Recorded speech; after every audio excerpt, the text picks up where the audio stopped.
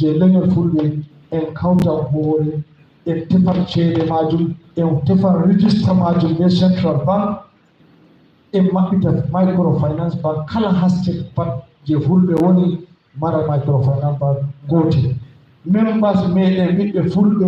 ɓe maɓɓita account be microfinance to en mbi en kala pullo fu to en woodi banki ha Gombere en ɗooni ɗum maɓɓita account be microfinance bank on ɗo tamma banki kala banki fu tokkata en jawdira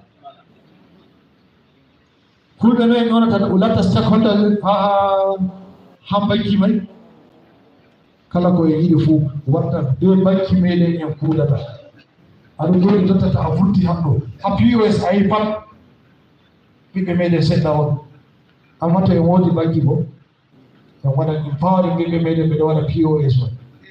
on oɗo ɗo hande saari meɗen min yelan fahin bo kungiya ɗo mara suudu radio manga national je leñol fulɓe je kala ha woni ha Nigeria pat a nangan tasha leñol fulɓe ha Nigeria a nanan ko fulɓe wontiri ha leddi ɗo ha nder saari min ɗon mari tsari je en mara suudu télévision je leñol fulɓe ha Nigeria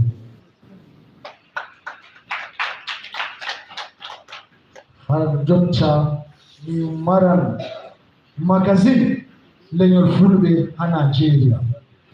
je magazine ɗo ko rippata hoosugo ko kungiya ɗo je leñol